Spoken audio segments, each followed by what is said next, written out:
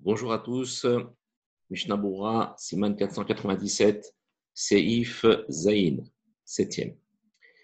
She'ar Kol Chaya Va'of. Le reste de tous les animaux, c'est-à-dire les chaya, les bêtes sauvages ou les volailles, chez Mechussarim, Seda, contrairement au Seif précédent, où il nous disait que nous parlait uniquement d'animaux qui sont en élevage, qui sont déjà à l'intérieur de la maison. Ici, dans le cas des Mechusarim Seda, c'est-à-dire qui sont en liberté, ils n'ont pas été déjà chassés, chez Tsarir, Lomar, Ava Metsuda, Unsudenu, pour lesquels, si jamais on veut les chasser, il est nécessaire de dire apportez-moi un piège que nous puissions le chasser. Ça veut dire qu'il y a ici le besoin d'apporter un objet qui va permettre de chasser parce que l'animal n'est pas chassé. Donc, Asur et Tsoda, c'est interdit de les chasser. Veliten ifnehem mezonot, dans le même esprit, étant donné qu'on a dit depuis le début que donner à manger à ces animaux, même s'il n'a pas a priori envie de les chasser, mais ça fait partie du préalable que l'on utilise pour pouvoir chasser une bête. Donc, mettre de la nourriture devant eux, puisque ce ne sont pas mes animaux, ce sont des animaux sauvages, donc ça veut dire que je cherche à les chasser. Et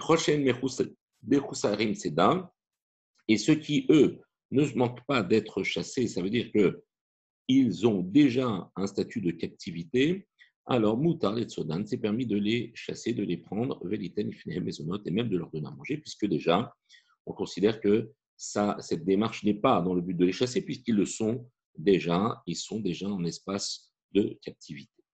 Alors, Zayn, Mishnah Berurah. Alors, on va donner un petit peu de couleur à notre. Voilà. Alors, Zayn. Chez Tsarir, Lomar, Abba, Metsuda. Ça veut dire que si jamais pour un animal, j'ai besoin de dire apportez-moi un piège pour le chasser ou que nous puissions le chasser. Aïn Aïl Besiman Shataz, regarde plus haut dans le Siman Shataz.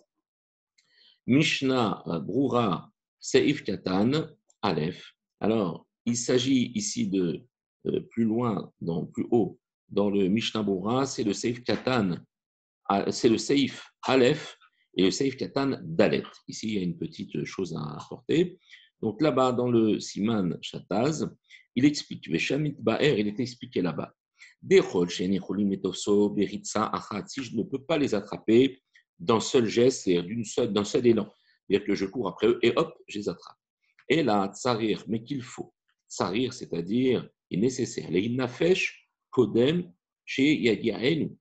D'accord? Ça veut dire que lorsqu'il va arriver devant un animal, il sait que si jamais il se précipite, l'animal va se sauver. Donc, qu'est-ce qu'il va faire? Il va ralentir son pas, les nafesh, et il va y aller en catimini jusqu'à ce que l'animal, on va dire, qu'il se rapproche de l'animal, kodem chez Yadiaenu, juste avant qu'il ne puisse l'atteindre. Donc, cette démarche-là est une démarche de chasseur, et c'est Kemi, chez Tsarir, Lomar, Abba, Metsuda, Onsodenu, Dame. Ressemble finalement, c'est le cas dont on parle dans le Khaber, ça ressemble à la personne qui devrait demander qu'on lui apporte un piège ou qu'on ait cette volonté d'aller chasser, puisque la bête n'est pas chassée et qu'il a besoin de faire des techniques d'approche. Ça s'appelle que c'est une technique de chasse et ça c'est interdit le jour de Yom Tov dans la mesure où la bête n'est pas déjà en captivité. Ulfi. Amevoar od sham berof afilu ayam makom dachouk. Et comme il est expliqué que là-bas, une volaille, un filou ayam makom dachouk, même s'il est dans un espace un petit peu étroit, chez Efshar et Tosfo, Beshria Achad, qu'il est possible de le prendre Beshria Achad dans un seul élan, Mikol Makom, Imachalon, ou Agad, du Patouar, Shiachol, Ivloar, Dersham, Asur et Tsoto. Mais si cette volaille, je peux l'attraper, c'est vrai, mais d'un autre côté, la partie supérieure de l'espace, qui peut paraître étroit au niveau superficie, mais dans la hauteur, la fenêtre est ouverte ou le toit est ouvert, dans ce cas-là, il peut s'échapper par là. Et dans ce cas-là, on ne dira pas que cet animal est Mechoussar Tseda, que cet animal n'est pas Mechoussar Tseda, c'est-à-dire qu'on ne dira pas que cet animal est considéré comme déjà chassé et j'ai le droit de le prendre, puisqu'il peut s'échapper par la fenêtre ou par le toit. C'est pour ça que Derer Sham, d'accord, Assour, les Tsodo, c'est interdit de le chasser dans la mesure où il a une possibilité de s'évader. Moutar les Tsodan, dans le cas où, au contraire, ils sont en captivité, Aïm, c'est-à-dire, Im Izminam, il les a déjà préparés la veille.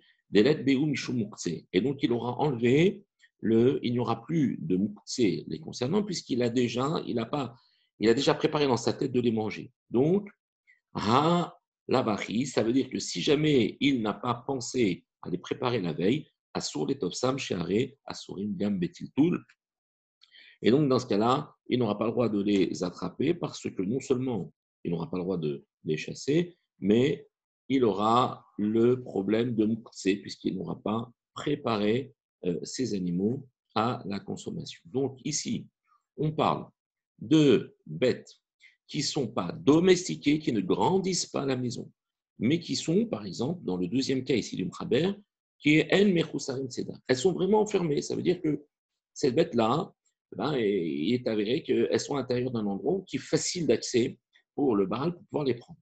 Simplement, dans ce cas-là, contrairement aux bêtes qui étaient précédentes, qui étaient déjà domestiquées, où le Mchaber dira que c'est permis, moutar, les tsodan, c'est pas nécessaire de les préparer. Ici, la différence, elle demeure dans le fait que ces bêtes ne sont pas domestiquées. Et donc, il faudra faire un zimoun, une azmana, c'est-à-dire une préparation la veille, au risque d'avoir à transgresser le issur de Moukhtse. C'est le lendemain lorsqu'il voudra les prendre pour pouvoir les consommer.